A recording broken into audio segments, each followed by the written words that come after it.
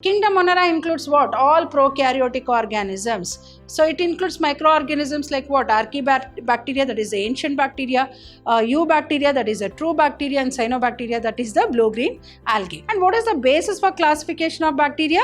Based on their shapes. So they are either autotrophic or heterotrophic. Like photosynthetic bacteria, they are called as autotrophic bacteria. Heterotrophic, like saprophytic bacteria, they cannot manufacture their own food. They depend upon the dead, decayed plants and animals.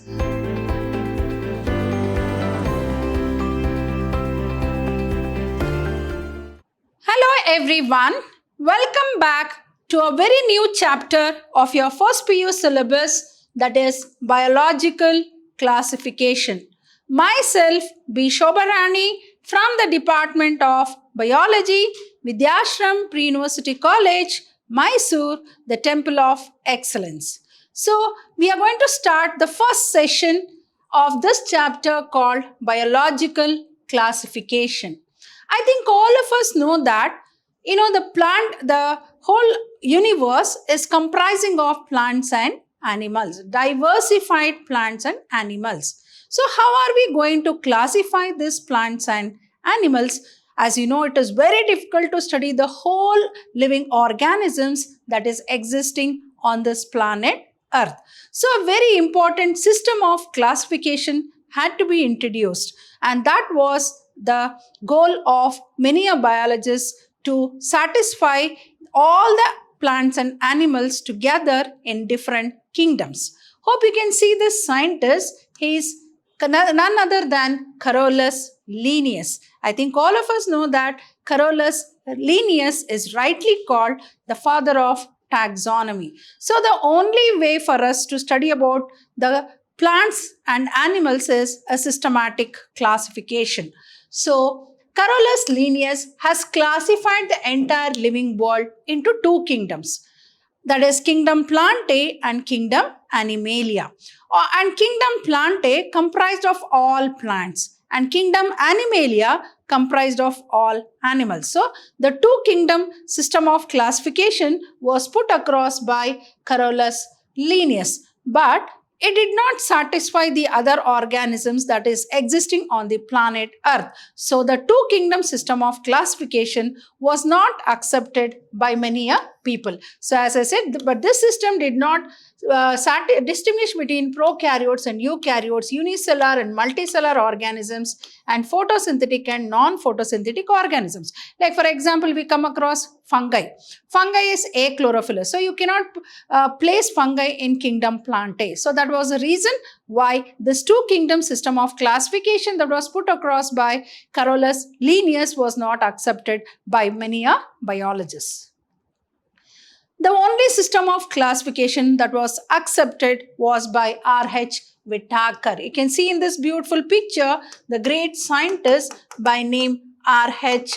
Whittaker. He is the scientist who proposed the five kingdom system of classification. Five kingdom system of classification. The five kingdoms are Kingdom Monera, Kingdom Protista, Kingdom Mycota, Kingdom Plantae, and the fifth kingdom called Kingdom Animalia. So Kingdom Monera consists of monerans, Protista consists of protists, Mycota consists of fungi, Plantae consists of all plants, and Kingdom Animalia consists of all animals. So R.H. Whittaker in 1969 proposed a five kingdom system of classification which consists of Monera, Protista, Mycota, Plantae, and Animalia. What was the basis for putting all this into 5 kingdoms or 5 systems of classification. The main criteria for classification used by him was the cell structure, thallus organization and mode of nutrition, reproduction and phylogenetic relationship. What do you mean by phylogenetic relationship?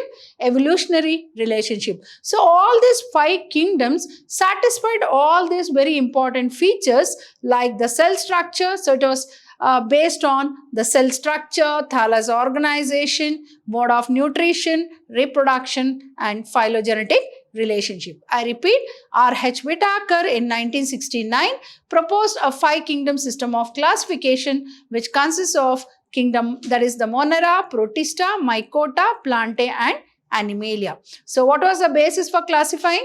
So based on the cell structure, thallus organization and mode of nutrition and reproduction and phylogenetic relationship. Right now the system of classification what we are following is the 5 kingdom system of classification which was put across by R.H. Whitaker. So now let us start with the first kingdom, that is kingdom Monera. All monerans are prokaryotic organisms. So all of you know that there are 2 types of organisms, one called the prokaryotes and the other called eukaryotes. What are prokaryotes? They don't have a well-defined nuclear membrane. Nuclear membrane is absent and all the cell organelles are absent except for ribosomes. Whereas in case of eukaryotic, a definite nuclear membrane is present. The genetic material is contained within the nuclear membrane and all the cell organelles may be like the endoplasmic reticulum, Golgi bodies, lysosomes, all that is present in case of eukaryotic cell. So, but kingdom Monera includes prokaryotic organisms. And they are all classified under, all prokaryotic organisms are classified under kingdom Monera. So Monera means what? It includes all prokaryotic organisms. So what are the organisms that are, what are the examples that come under kingdom Monera? So it includes microorganisms like Archaebacteria. Archaebacteria is also called as ancient bacteria. It is also called as ancient bacteria. Then eubacteria, which is also called as true bacteria. And cyanobacteria, as you know, it is called blue-green algae. So what are the examples you give for kingdom Monera? Kingdom Monera includes Archaebacteria, eubacteria and cyanobacteria. I think all of you know viruses. Viruses have an intermediate position.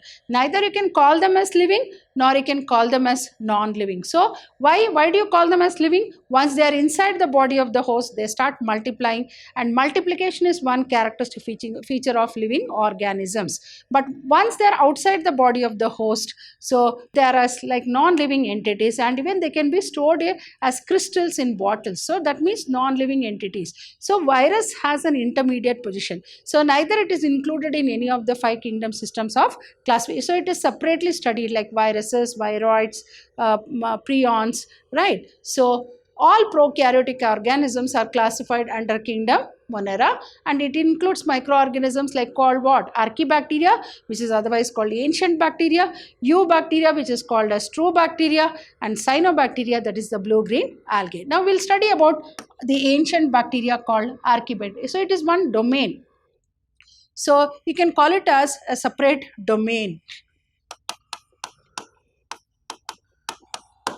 Now they are the first, they are the primitive prokaryotic life forms found in most harsh habitats. Extreme, what do you mean by harsh?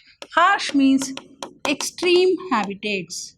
What do you mean by extreme habitats? May it be extremely cold or extremely hot or extremely salty condition, or maybe acidic condition. So it is called as what? Extreme. So they are the primitive. What do you mean by primitive? They are the first prokaryotic organisms to come on this planet Earth, and they inhabit in most of the harsh habitats. So what is habitat? Place of dwelling or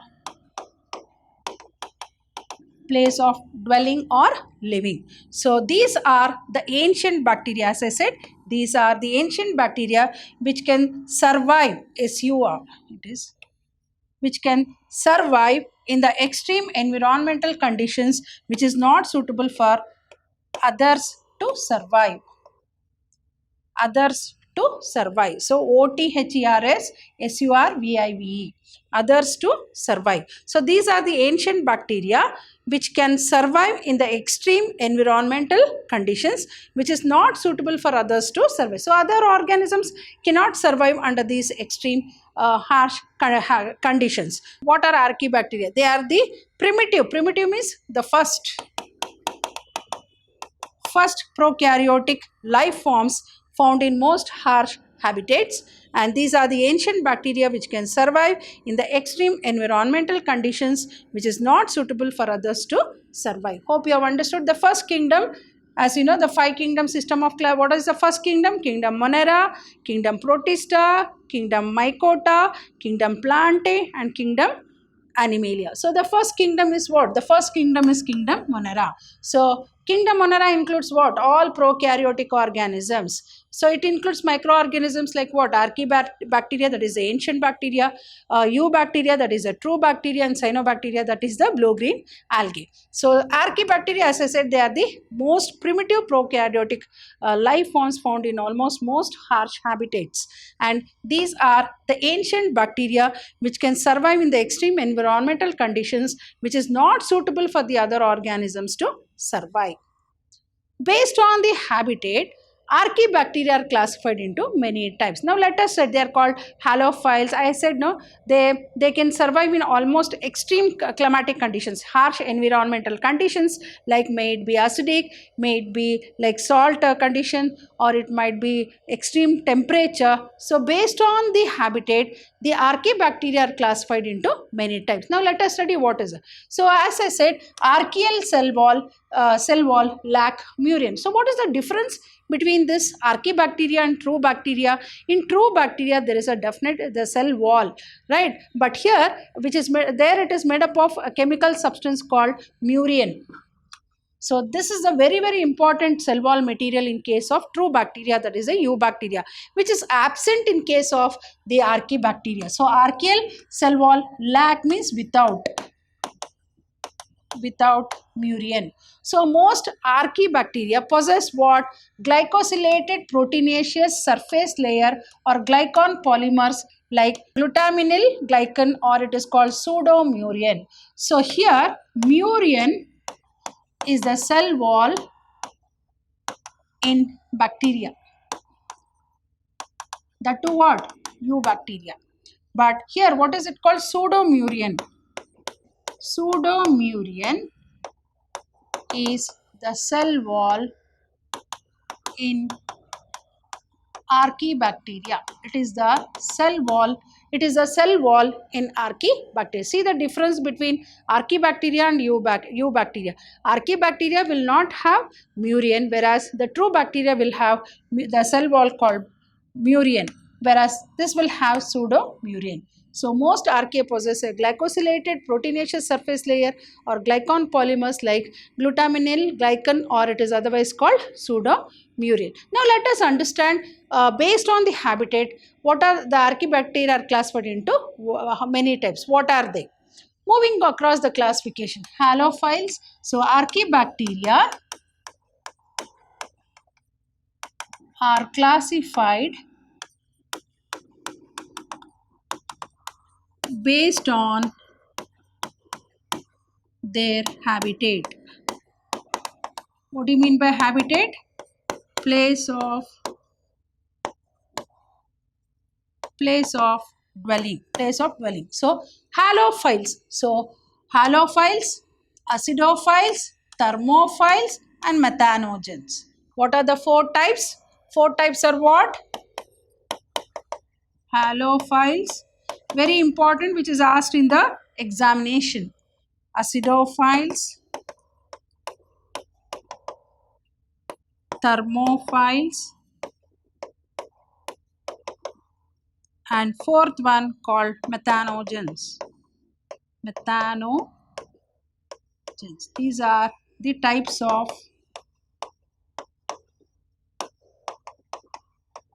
archaebacteria. These are the types of archaebacteria. Now let us see one by one. Halophiles. What are halophiles?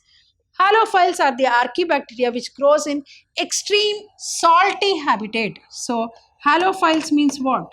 Salty habitat. Salty habitat. Acidophiles, archaebacteria which grows in extreme acidic habitat. Acidic habitat. Then thermophile, the very word itself will tell you. Thermo means what? Temperature. So thermophiles, archaebacteria grows in extreme temperature like hot springs of desert. So that is extreme temperature. Extreme temperature. So what are halophiles? Grow in extreme salty habitat. Acidophiles, they are the archaebacteria which grow in extreme acidic habitat. Thermophiles are the archaebacteria which grow in extreme temperature like hot springs. Methanogens. What are methanogens? Methanogens are microorganisms. They are like the one type of archaebacteria that produce what? Methane. Hence the name methanogens. Is right. Methanogens, GNS, methanogens are microorganisms or are type of archaebacteria that produce methane as a metabolic byproducts in anoxic conditions, usually found in the gut intestine of ruminant animals. Like for example, cow is a ruminant, so it keeps on chewing the food now again and again. So such animals are called as what? Ruminants. They survive in the marsh areas as well as in the gut. So they also survive in marsh areas as well as in the gut. As I said, digestive system of several ruminant animals such as cows and buffaloes, and are responsible for the production of a methane gas, that is biogas from the dung of these animals. So from the cow dung, I think all of you know, you have come across methanogens produce what? Methane gas, which is used as what? Gobar gas.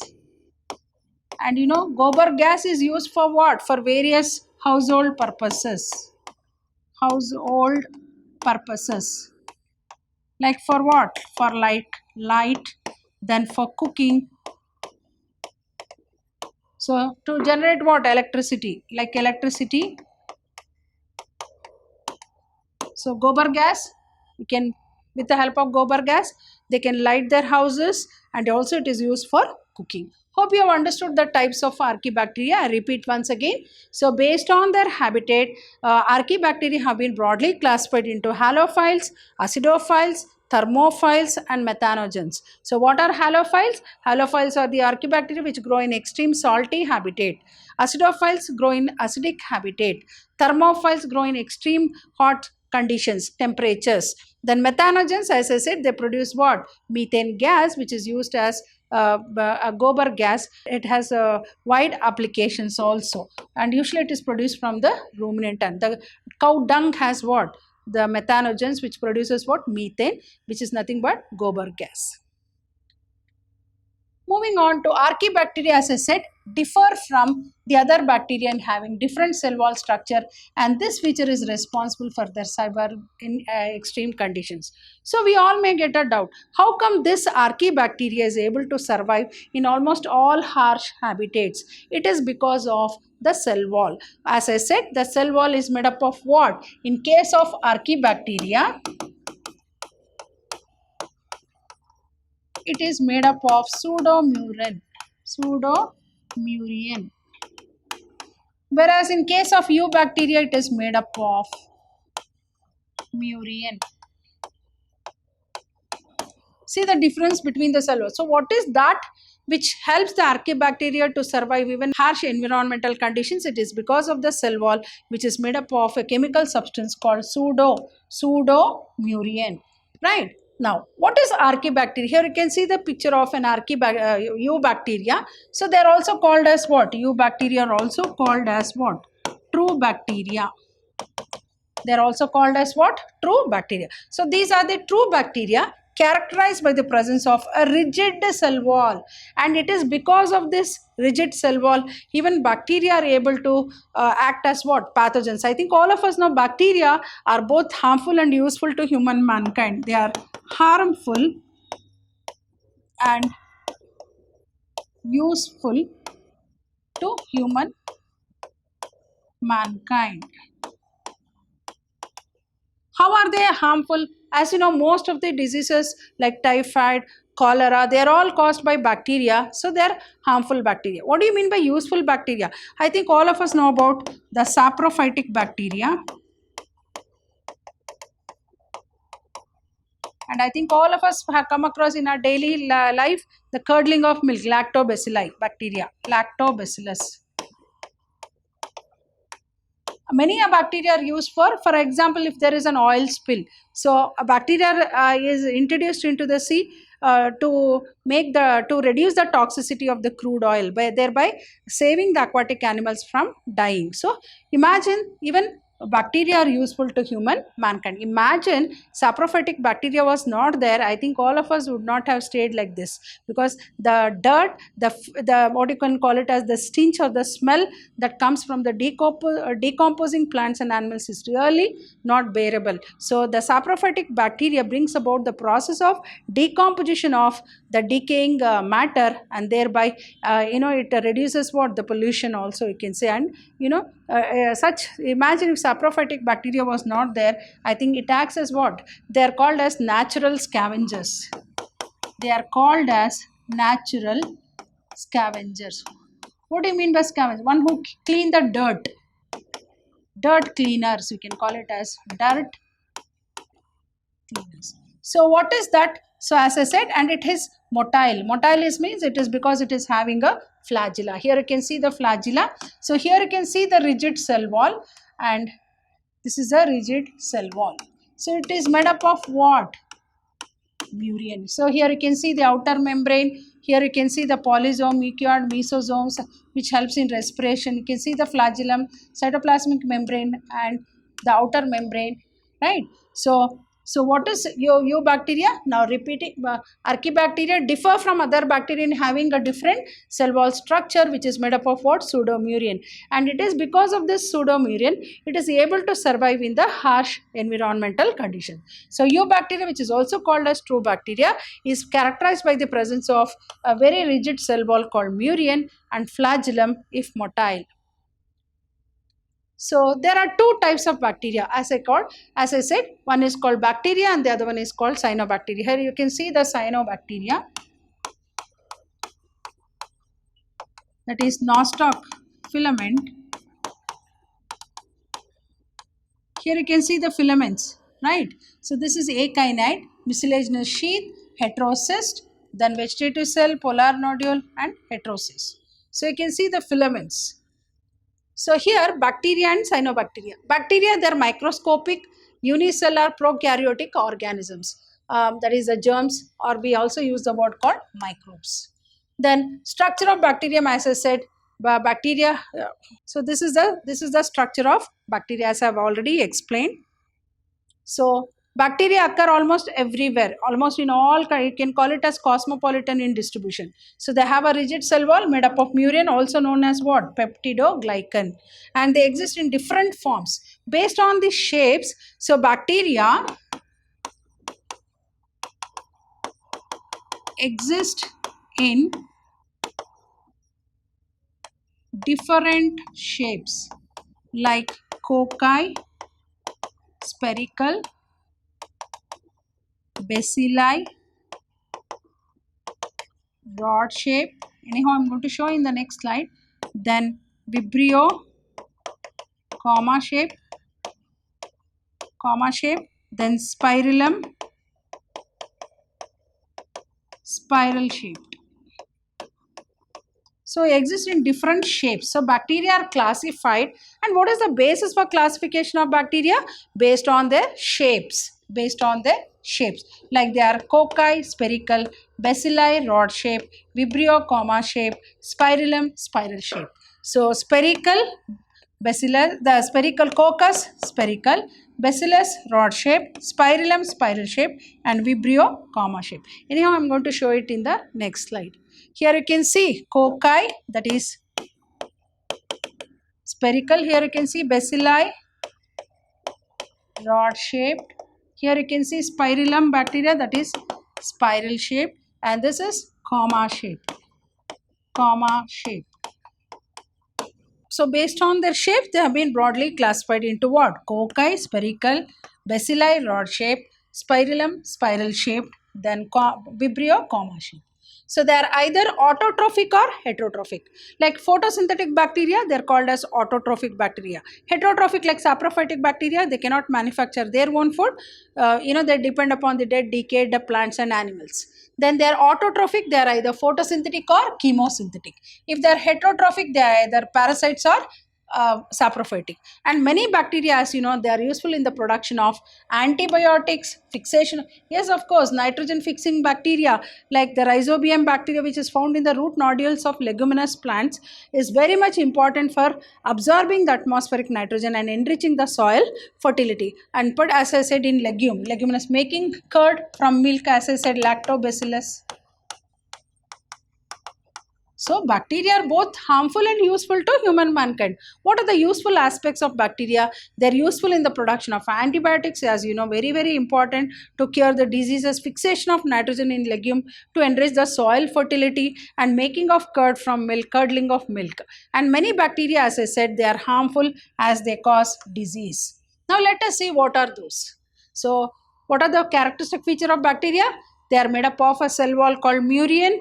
Then they are either autotrophic or heterotrophic, and if they are autotrophic, they are either photosynthetic or chemosynthetic. If they are heterotrophic, they are either parasitic, they are either act as parasites or saprophytes. And many bacteria are useful in the production of antibiotics, fixation of nitrogen in legumes, then making of curd from milk. And many bacteria, as I said, they are also harmful as they cause diseases. So based on the shape, bacteria have been broadly classified into cocci, that is spherical shape, bacilli, that is rod shape, spirilla, that is spiral shape, and vibrio, that is comma shape. So among man, animal, I think they cause diseases among man, animals, and in plants. So they cause disease not only in human beings but also in animals and in plants. So some human diseases caused by bacteria, I think the very common diseases you might have come across, that is cholera, typhoid, and tetanus. And there is one more disease caused by bacteria in plants called citrus canker, right? And bacteria, as I said, reproduce either by binary fission. During unfavorable climatic conditions, they produce endospore, and also they undergo sexual reproduction by adopting primitive type of DNA transfer from one bacterium into other. Like for example, it is called conjugation and transduction. So these are like sexual mode of reproduction. So what are the sexual mode of reproduction?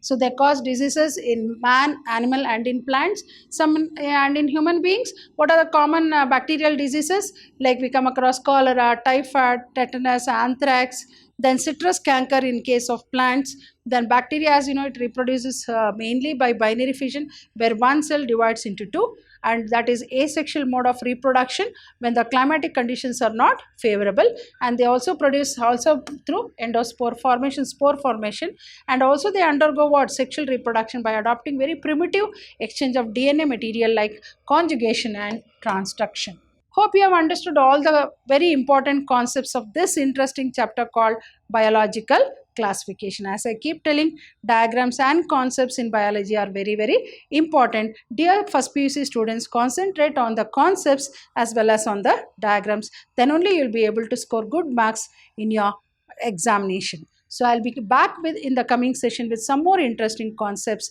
Till then, goodbye and thank you.